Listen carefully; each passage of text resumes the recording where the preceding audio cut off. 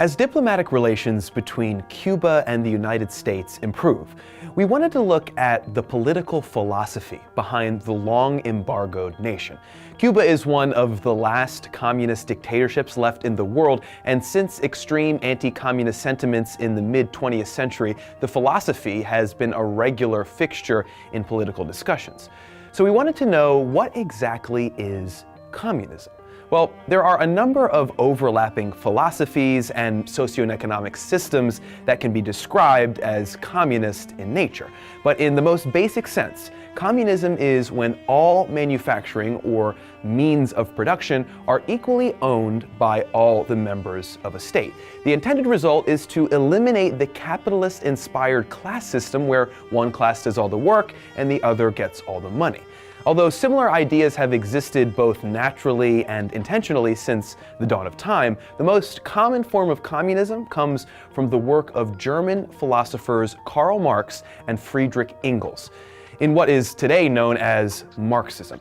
In particular, Marxism is focused on the exploitation of the worker. It's based on the idea that any profit generated by the worker but instead goes to the business owner is a form of inequality and should be abolished. In recent history, several countries, including the USSR, China, Vietnam, and Cuba, have attempted to institute their own versions of communism.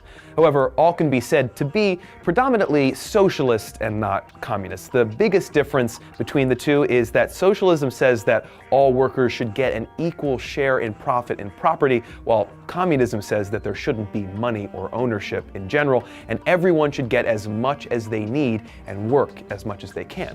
Unfortunately, attempts to achieve this political philosophy have led to lower standards of living, government corruption, and in the case of the USSR, total collapse and failure. A number of reasons have been put forth as to why communism hasn't worked out historically.